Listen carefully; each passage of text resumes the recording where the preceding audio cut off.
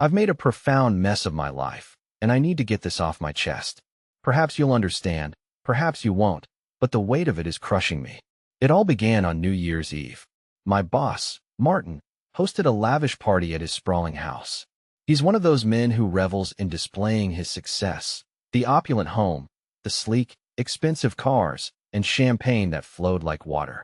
My husband, Ben, was never one for such extravagant affairs. He preferred the quiet comfort of our home. He trusted me implicitly, a trust one carelessly took for granted. At the party, the drinks flowed freely, and I found myself swept up in the intoxicating atmosphere.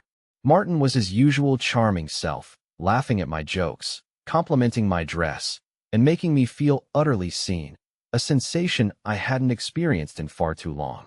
Ben, my steady, predictable Ben, was always so reserved, and I suppose I craved a little spark that night. I made a mistake, a colossal, life-altering mistake. By the time the clock struck midnight, I was tipsy, but it wasn't just the alcohol clouding my judgment. Martin and I had been talking intimately all evening. I hadn't realized how much attention I was lavishing on him until a coworker's knowing glance made my cheeks burn.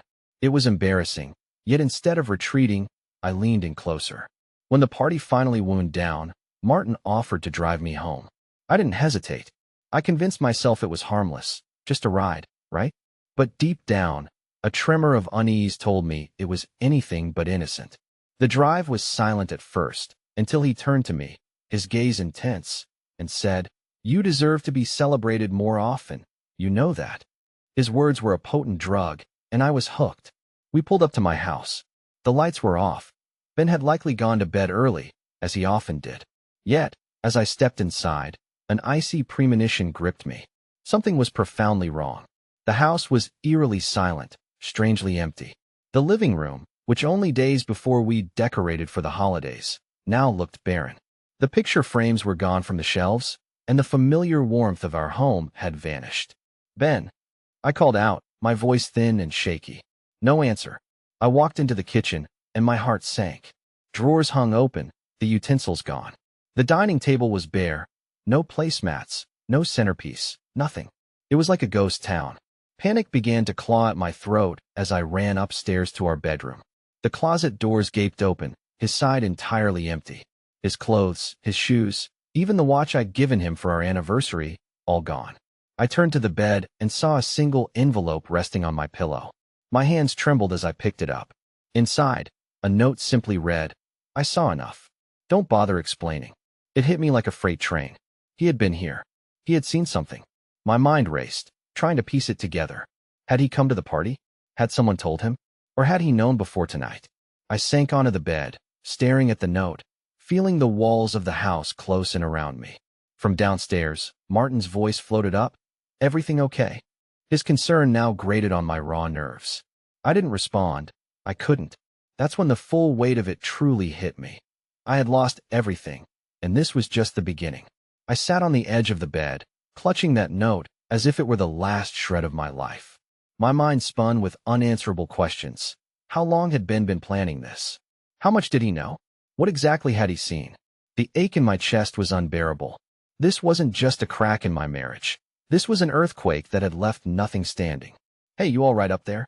Martin's voice drifted up the stairs again, snapping me out of my daze. I shoved the note into my pocket and stormed downstairs. He stood in the doorway, coat in hand, utterly oblivious to the storm raging inside me. "You should go," I said, trying to keep my voice steady. "Go? Are you sure?" "You don't look." "I'm sure," I interrupted, harsher than I intended. The last thing I needed was him lingering, making things worse. He gave me a confused look, but didn't argue. As the door clicked shut behind him, the silence in the house became deafening.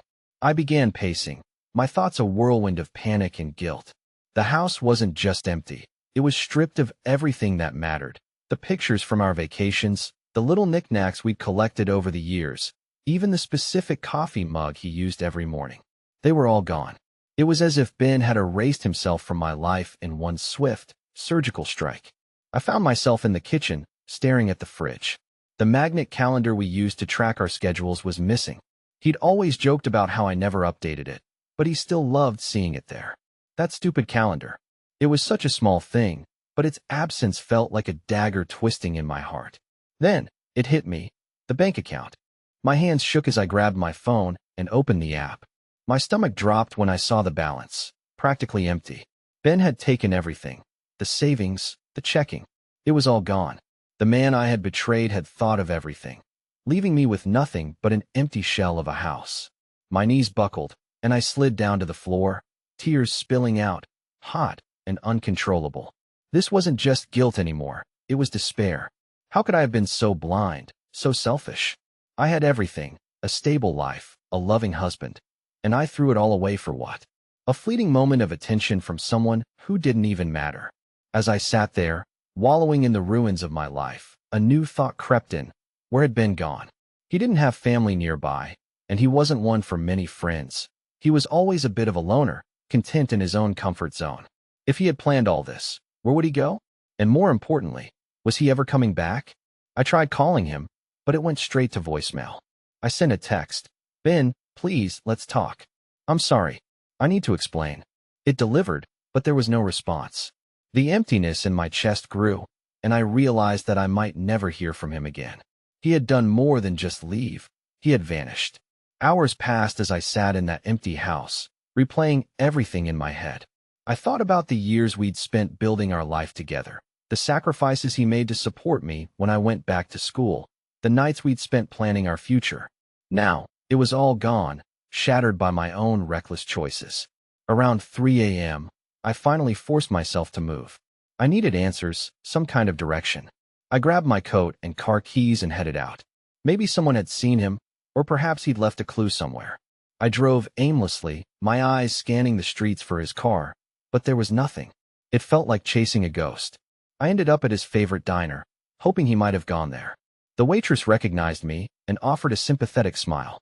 "Rough night?" she asked, pouring me a cup of coffee. I didn't have the strength to lie. "Have you seen Ben?"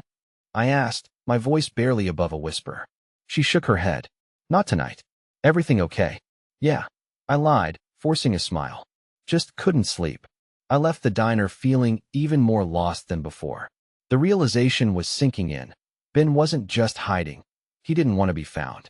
When I got back home, the first rays of sunlight were creeping over the horizon. I walked into the house and froze. Something was different. On the kitchen counter, there was an envelope I hadn't seen before. My heart raced as I approached it. Inside was a single sheet of paper with Ben's familiar handwriting. It read, "You'll hear from me when I'm ready. Until then, don't bother looking. I won't be found." Just like that, the walls closed in again. I was alone, truly alone. I spent the next few days trapped in a fog of regret and confusion. Each passing hour without a word from Ben felt like a lifetime. Every time my phone buzzed, my heart would leap, hoping it was him, but it never was. The silence was suffocating, and the emptiness of the house only amplified the guilt gnawing at my soul. I tried to function like a normal person, going to work, plastering on a fake smile that fooled no one. My coworkers knew something was wrong. Some asked if I was okay, but I brushed them off with vague answers. The truth was too humiliating to share, and I wasn't ready to face the whispers and judgment. Martin, of course, noticed my mood. He cornered me in the break room one afternoon, his voice dripping with feigned concern. "Hey, you've been off lately. Is everything okay at home?" I wanted to scream at him, to tell him he was the reason my life had fallen apart, but I couldn't. Instead, I just nodded and mumbled something about being tired. He didn't push, but the look in his eyes told me he knew there was more to the story. That night, I returned to the empty house, and for the first time, I truly understood what loneliness felt like. I sat in the living room, surrounded by the ghosts of our life together. The photos that used to line the walls were gone. The couch where we'd binge TV shows on lazy Sundays felt cold and foreign. Even the faint scent of his cologne that used to linger in the air had disappeared. I spent hours replaying that night in my mind, dissecting every detail. Had Ben been watching me at the party? Did someone tell him what happened? Or had he simply pieced it together from my actions over the years? The questions were endless, and the answers felt out of reach. Then, just when I thought I couldn't sink any lower, my phone buzzed. It was a text from an unknown number. "You don't deserve him. You never did. He deserves better, and he'll get it now." My heart stopped. Who was this? Was it someone from the party, a friend of Ben's, or God forbid, Ben himself? I stared at the message, my mind racing with possibilities. I tried calling the number, but it went straight to voicemail. Whoever it was didn't want to talk. They just wanted to twist the knife. The message sent me spiraling. I spent the night pacing the house, unable to sleep. Every shadow felt like it was mocking me, reminding me of how I destroyed my own life. By the time morning came, I was exhausted, but the thought of facing another day at work felt unbearable. Still, I dragged myself out of bed and forced myself to go. The moment I walked through the office doors, I felt the weight of everyone's eyes on me. Had they heard? Did they know? My paranoia was eating me alive. Martin pulled me aside during lunch, his voice low and serious. Listen, I don't know what's going on, but if you need to talk, I'm here. I looked at him, searching for any hint of guilt or acknowledgement. Did he know how much damage he'd caused, or was he genuinely oblivious? Either way, I couldn't handle his pity. Thanks, but I'm fine, I lied, forcing a weak smile.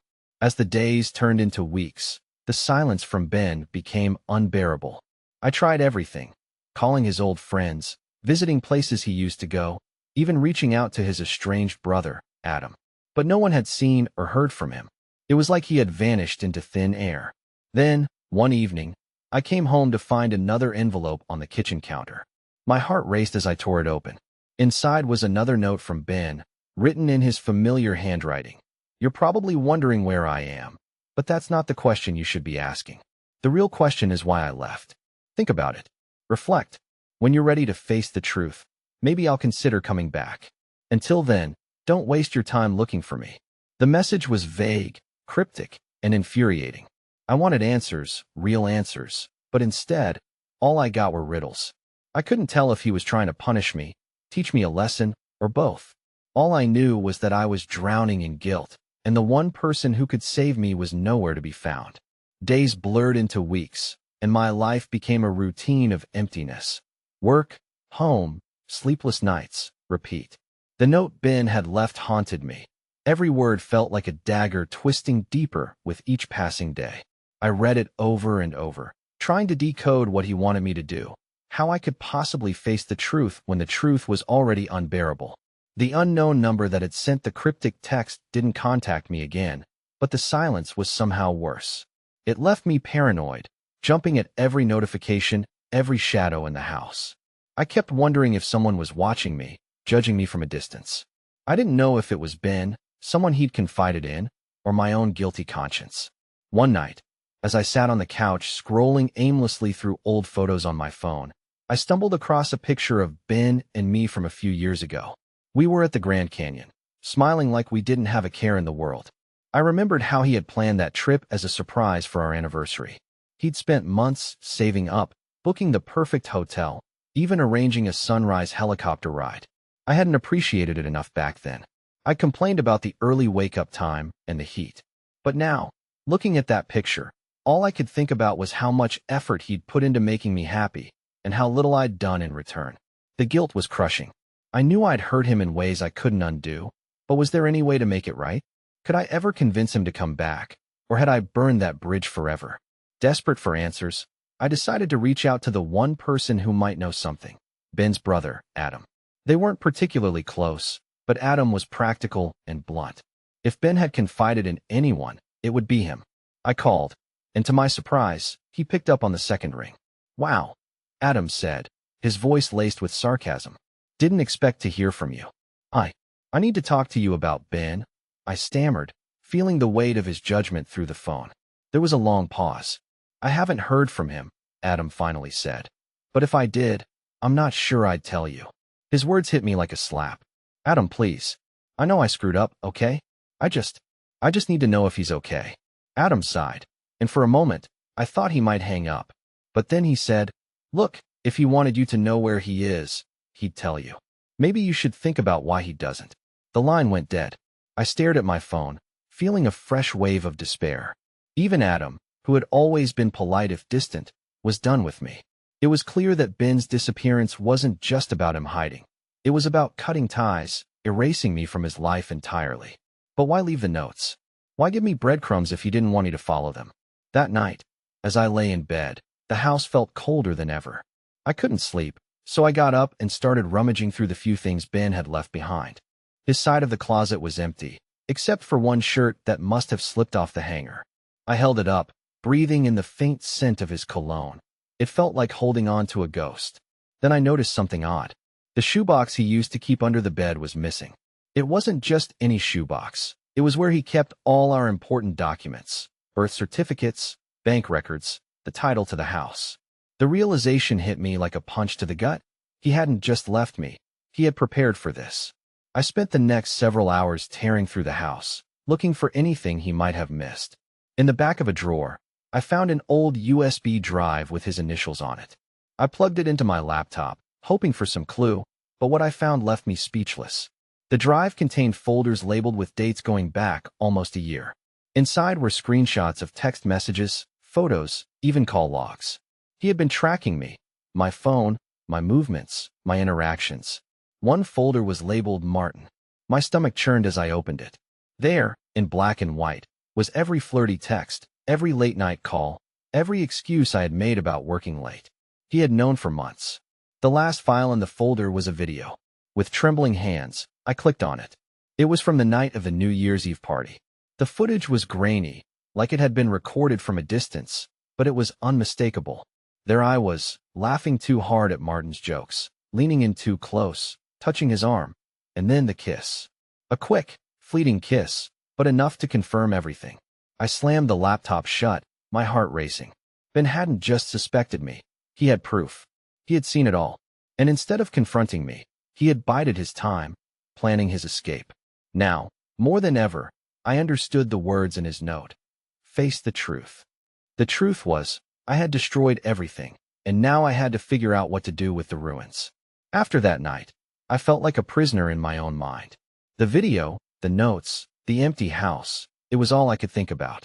Ben hadn't just left. He'd orchestrated his exit with precision, leaving me to sit in the wreckage of my own decisions. I was angry at him for his coldness, but mostly, I was furious at myself. How had I let things get so far out of control? I spent days trying to decide my next move. Should I try to find him? Apologize? Beg for forgiveness? But the truth was, I didn't even know where to start. He'd left no clues, no trails to follow, just those cryptic notes and the USB drive. His way of forcing me to confront the truth about what I'd done. Desperate for answers, I decided to visit Martin. I wasn't sure what I was looking for. Maybe closure, maybe someone to share the blame with. But I needed to talk to someone who understood at least part of what I was going through. It wasn't easy convincing myself to face him after everything, but I didn't have much choice. He was the only one who knew the whole story, or at least his version of it. When I arrived at Martin's office, his assistant gave me a wary glance. He's in a meeting, she said curtly, clearly unimpressed with my disheveled appearance. I didn't care. I pushed past her and opened the door. Martin was sitting at his desk, mid-conversation with another man in a suit. His expression darkened when he saw me. "Rebecca, what are you doing here?" he asked, his voice slow and tense. "We need to talk," I said, ignoring the other man's curious glance. Martin sighed, muttering an apology to his colleague before ushering him out of the office. When the door clicked shut, he turned to me, his irritation evident. "This isn't the time or place for whatever this is. Ben's gone," I blurted out, my voice trembling. "He left. He emptied the house, the accounts, everything. He knew, Martin. He knew about us." Martin froze for a moment before running a hand through his hair. "I told you this would happen if you weren't careful," he said, his tone more accusatory than sympathetic. "Are you serious right now?" I snapped. "You're blaming me? You were just as involved in this as I was." He leaned against his desk, arms crossed. "I didn't force you to do anything, Rebecca. You made your choices." His words hit me like a slap. I had come here looking for support, maybe even some kind of shared accountability, but instead, he was throwing me under the bus. The man I had risked everything for wasn't just uninterested in helping me. He was actively distancing himself from the fallout. "I can't believe this," I said, my voice breaking. "You don't even care, do you?" Martin shrugged, his indifference like a dagger to the heart. "Look, I'm sorry your husband left, but that's your problem, not mine. I have my own life to worry about." I stared at him, stunned. The man who had once seemed so charming, so attentive, was nothing more than a selfish opportunist. He didn't care about me. He never had. I turned and walked out without another word, slamming the door behind me. When I got home, the house felt colder than ever. I collapsed on the couch, burying my face in my hands. I had burned my marriage to the ground for a man who couldn't even be bothered to offer me a shred of comfort. The weight of my decisions was crushing. Later that night, as I lay awake staring at the ceiling, my phone buzzed. My heart leapt, hoping against hope that it was Ben, but when I looked at the screen, it was another message from the same unknown number. You don't know the full story yet, but you will soon. My breath caught in my throat. What did that mean? Who was behind these messages, and what more could there possibly be to uncover? My hand shook as I typed a reply. Who is this? What do you want? The message delivered, but no response came. I spent the rest of the night pacing the house, replaying every interaction, every memory, trying to piece together what this could mean. Was it Ben tormenting me from a distance, someone else who knew about the affair, or was this something completely unrelated? The paranoia was consuming me. As the first rays of sunlight crept through the windows, I made a decision. I couldn't just sit here waiting for answers. If Ben wasn't going to come to me, I had to find him. I had to face him, no matter how much it hurt, no matter how much he hated me, because if I didn't, I would lose myself completely. The next morning, I was determined. I couldn't let the unknown consume me anymore. I had to take action. Ben had left no clear trail, but the cryptic messages suggested that someone, somewhere, knew more than I did. If I couldn't find him directly, I'd start unraveling the pieces of this puzzle one by one. I started by visiting places Ben and I used to frequent.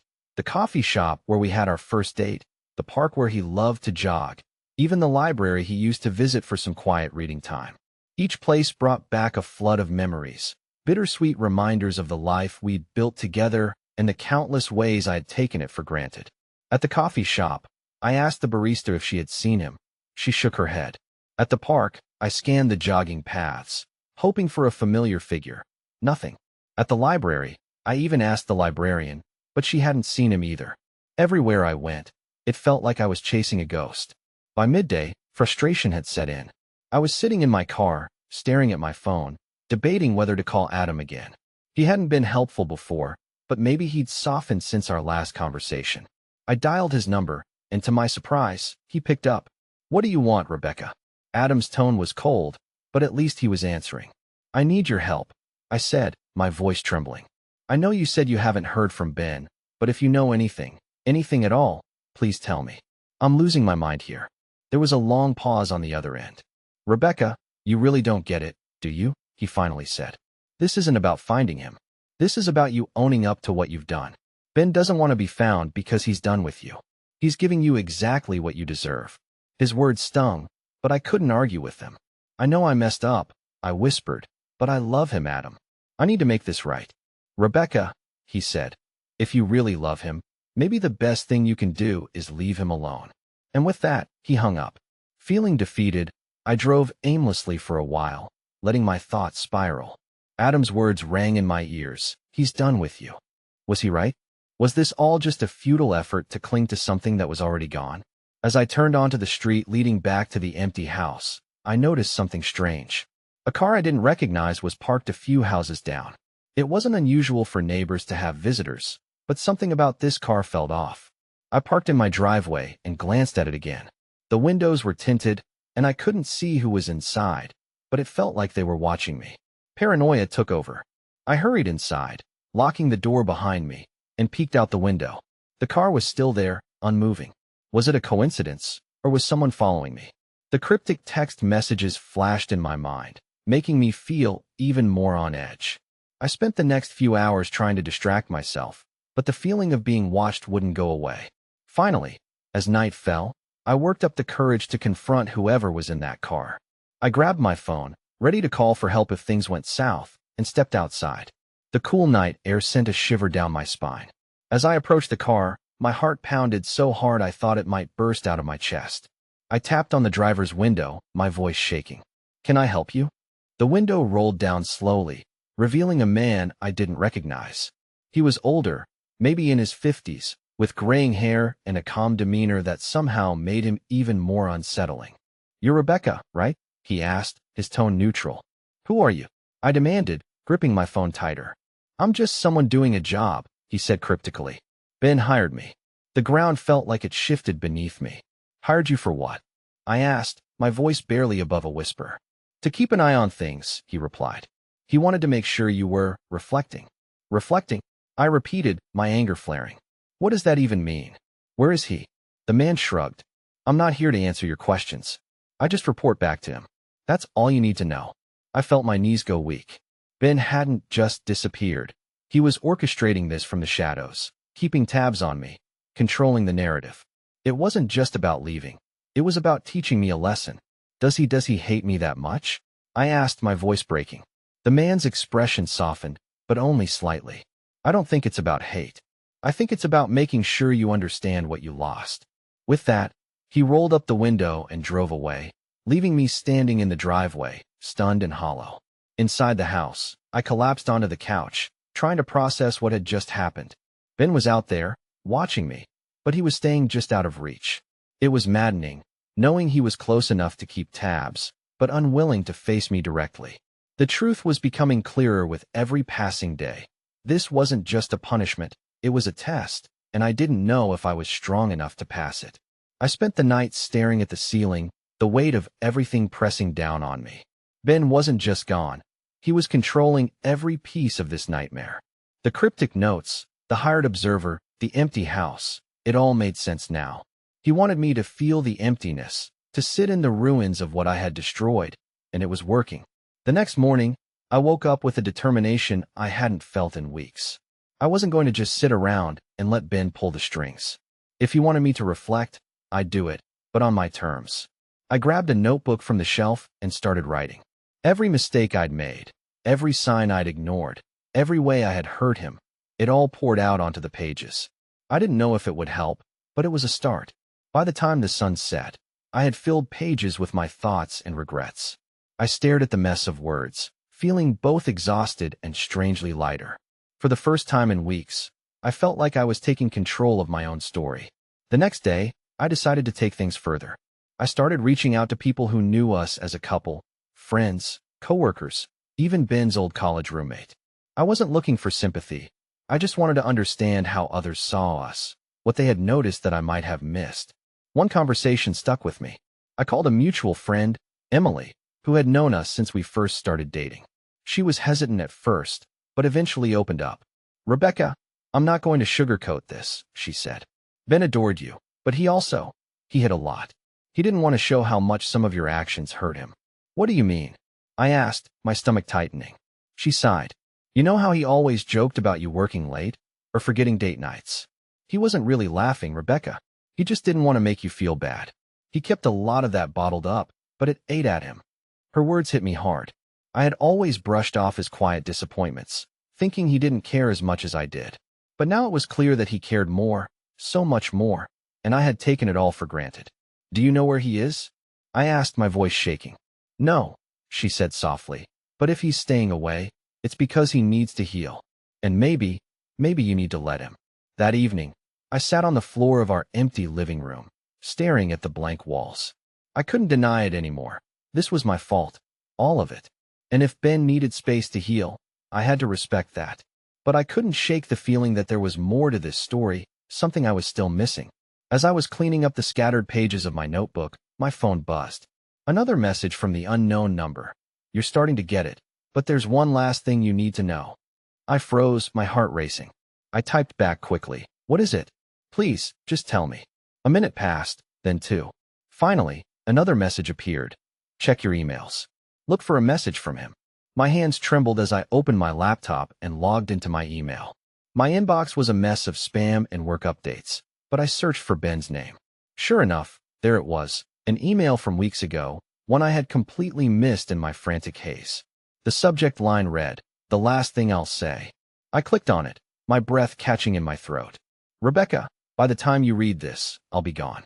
I don't know if you'll ever truly understand why I left, but I hope you try. You've hurt me in ways I never thought possible, but this isn't about revenge. This is about showing you what it feels like to lose something you love. You need to know that I didn't just walk away because of Martin or the affair. This has been building for years. The missed moments, the careless words, the way you always put yourself first. It all added up. I stayed because I loved you, even when it hurt. But love isn't enough when only one person is holding on. I hope this time apart gives you the clarity you need, and maybe one day we can have a real conversation. Until then, I wish you nothing but the best. Ben. I read the email over and over, tears streaming down my face. This wasn't just about New Year's Eve. This was about years of neglect, of selfishness, of taking him for granted. I had been so focused on my own needs that I had ignored the pain I was causing him. But the part that hit me the hardest was the last line. Maybe one day we can have a real conversation. It wasn't a promise, but it was a sliver of hope. He hadn't closed the door completely. There was still a chance, however small, that I could make things right. I closed the laptop and stared into the darkness, my mind racing. If I wanted that conversation, I had to change, not for him, but for myself, because the woman I had been wasn't someone worth holding on to. The email replayed in my mind on an endless loop. Ben had left not just because of the affair, but because of the years of small, seemingly insignificant moments that had piled up and crushed his spirit. And I had been too blind to see it. I wasn't just guilty of one night of betrayal. I was guilty of slowly unraveling the love we'd built over years. The weight of that realization felt unbearable, but as heavy as it was, I couldn't let it paralyze me. Ben's words had given me a shred of hope, a chance, however slim, to prove I could be better. If he ever came back, if he ever wanted that real conversation, I needed to be ready. The next few weeks became a period of transformation. I deleted Martin's number and cut off any lingering ties to the man who had been nothing but a catalyst for my mistakes. I couldn't change the past, but I could control who I allowed into my life moving forward. I threw myself into therapy, something I'd resisted for years. Sitting across from a stranger, bearing my soul, was terrifying, but it was also cathartic. I began to unpack not just my marriage, but the deep-rooted insecurities and patterns that had led me to sabotage the best thing I ever had. My therapist, a calm and patient woman named Dr. Harris, didn't let me off the hook. She made me confront the ugliest parts of myself, the parts one had ignored for far too long.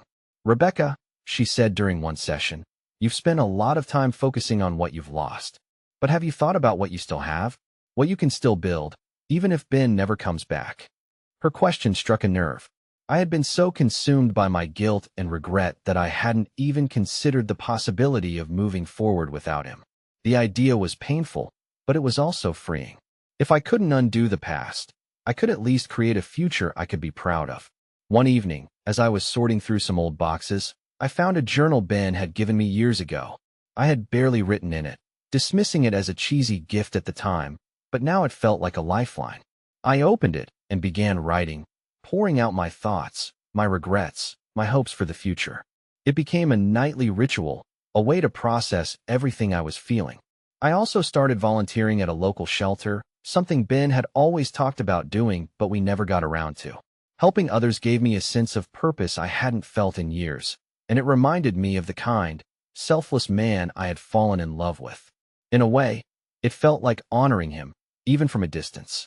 Then one night, something unexpected happened. I came home to find another envelope on the kitchen counter. My heart raced as I tore it open, but this time there was no cryptic note. Instead, there was a single piece of paper with an address written on it.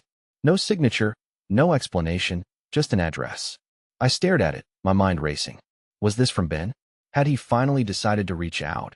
Or was this another test, another way to see if I was truly ready to face him? I didn't sleep that night. The next morning, I packed a bag, not knowing what to expect, and set out for the address. It led me to a small cabin in the woods, about 2 hours outside of town. My hands were trembling as I parked the car and approached the door. I knocked, my heart pounding so hard it hurt. For a moment, there was only silence. Then, the door opened. There he was, Ben. He looked different, thinner, older, as if the weight of the past months had aged him. But his eyes were the same, filled with that quiet intensity one had fallen in love with. He didn't say anything at first, just stood there, looking at me like he was trying to decide if I was real. Hi, I finally said, my voice barely above a whisper. He nodded, stepping aside to let me in. The cabin was simple, cozy, and unmistakably his. Books lined the shelves, and the faint smell of coffee lingered in the air. It felt like him in every way. We sat down at the small kitchen table, the silence heavy between us. I didn't know where to start, but I knew I couldn't waste this moment. Ben, I'm sorry, I said, my voice breaking. For everything. For taking you for granted, for hurting you, for not seeing what I had until it was gone. I don't deserve your forgiveness, but I need you to know that I've changed. I've been working on myself, trying to be better, not just for you, but for me, because I don't want to be that person anymore. He didn't respond right away. Instead, he looked out the window, his jaw tight. Do you know why I left? He finally asked, his voice calm but firm. I nodded. Because I broke us. Because I hurt you in ways I can't undo. He turned back to me, his eyes searching mine. It wasn't just about the affair, Rebecca. It was about everything. The little ways you stopped caring, the way you made me feel invisible. I loved you so much, but I couldn't keep loving someone who didn't see me. His words cut deep, but I knew he was right. I see you now, Ben, and I'll spend the rest of my life proving it, if you'll let me. For the first time, his expression softened. He leaned back in his chair, letting out a long sigh. I don't know if I can ever trust you again, he said, but I believe you're trying. And that means something. It wasn't forgiveness, and it wasn't a promise of reconciliation, but it was a start. And for the first time in months, I felt a glimmer of hope.